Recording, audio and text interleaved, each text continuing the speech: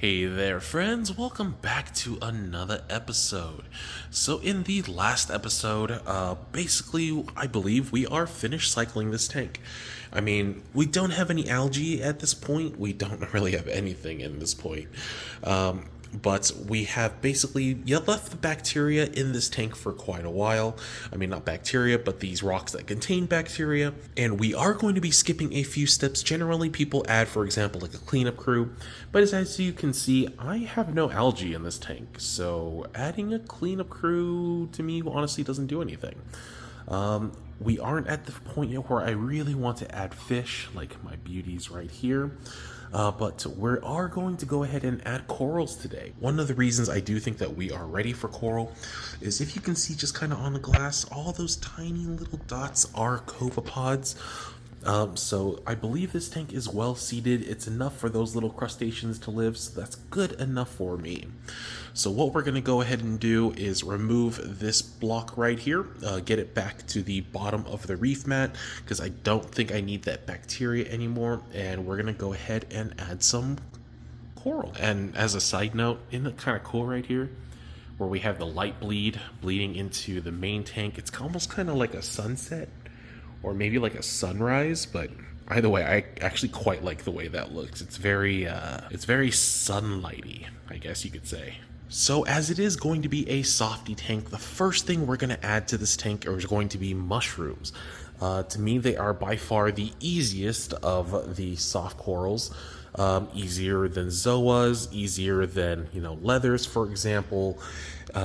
Pretty much put them in there, they kind of just do their thing. At least that's what it is. That's how it is in my experience.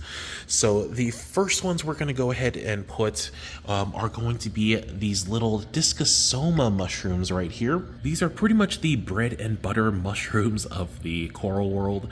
The ones on the left are going to be just like regular red mushrooms, and the one on the right that you see with multiple colors, that is a jawbreaker. Those are actually fairly expensive for mushrooms, but I would say they're not exactly beginner friendly. They don't propagate a lot, at least that's what I've seen. For example, this one that I have right here, I've had for a very long time. It hasn't made any babies, it's just kind of stayed there and done absolutely nothing. But overall, the red mushrooms, for example, I've had for years. They do great. You put them in any tank and they just thrive. So we're going to be adding this rock right here. And I know, we could go to the coral store, for example, the local fish store, and buy some coral and put it in this tank as well. But since it's just starting out, it's easier for me just to kind of cherry pick what I have in my current tank. And, we'll go ahead and add that. If I do see a really cool mushroom at the local fish store, we'll definitely add that. But this is, to me, just a kind of a great way to start. So we're going to first go ahead and put this rock. This leather is not attached, so we'll remove that. There is actually another jawbreaker in the back of it that's bigger. But like I said, not the easiest corals as far as, thriving goes. But usually the little red ones do just fine. You'll kind of learn this at some point. The nicer the coral, like these jawbreakers, the less they grow, oddly enough. But that will be the first choice for our brand new tank. Next up that is going to go into the brand new tank are going to be Roda mushrooms. And that you can actually see well, probably not right now because the clownfish is looking for something to eat. But right down here, let me go ahead and pick it up, are Roda mushrooms. So it's kind of easy to tell. They're usually kind of frilly and they kind of have like a funky pattern to them. The most popular of the Roda mushrooms is the OG Bounce, which has those big cancer bubbles on it.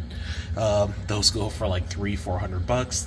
Unfortunately, I don't have those because I'm not that rich with the disposable income, but these are generally just as easy as the regular Discus mushrooms. Great color. You can see these are kind of blue, kind of orange, kind of green, if it'll focus. And these ones do have a little bit of like bounces on them. They're not super pronounced, but yeah, definitely cool.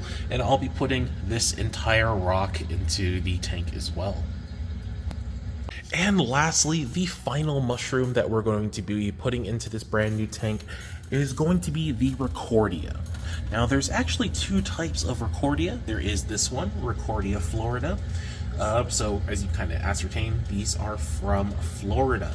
And they're really easy to differentiate from the other species because they have these really tight bubbles all along the body, and they are just the cutest little mushrooms. We're not going to add all of these, just like one or two, but these are by far my favorite mushrooms just because they're super unique, and they're only something you can kind of find in the US, obviously since they are in Florida. Now, another popular one that is also Recordia is a Recordia Yuma. Those you can generally find in, Australia, really anywhere else. The Florida ones are, like I said, from Florida. So if you went to like Australia, for example, they only have the Recordia Yuma variety, which is like this one right here. You can kind of tell they look a little bit different, but still just as beautiful. I don't have a lot of Yumas. I do find Yumas are a little bit more sensitive. I've gotten like whole rocks before, and the whole rock with like 8, 9, 10 mushrooms just melted. So I did pick this one up, I would say maybe a year ago, and though it has finally stuck itself onto a rock, it hasn't created any new babies. It's just kind of stayed the way it is. So to me, these ones are a little bit more difficult, but your mileage may vary, or whatever you call it. Some people have really good luck with it, some people don't. I'm one of those people that just doesn't. But luckily, when it comes to the Recordia Florida, the ones you can find more readily in America, those do pretty well. These ones I find they do well in kind of just a cooler tank, maybe just not so warm, low flow, good light, and they pretty much just reproduce like little rabbits. Alright, so we have our first corals added into the tank today. Like shown before, these are those beautiful Roda mushrooms. Obviously they're a little pissed right now, so they're not going to show a lot of color. And obviously because this is a new tank, they're probably going to need a little bit of time to acclimate and kind of get their color back, which is pretty normal for really any coral, especially once you get into like the SPS, for example. We have the little Recordias. I just have them in random places, just because, at some point I like them to grow out and maybe just take over this entire rock. And then we have the other mushrooms that we had, the little Jawbreaker, the bright yellow one, and then just some regular Discus mushrooms, and then the big boy in the back. And once I looked at the little leather coral that was on top, once I removed it, I found these little mushrooms underneath. I don't know exactly what they are, but they're with blue dots and red, so I think they might be like Superman's or something, but who cares what the name is.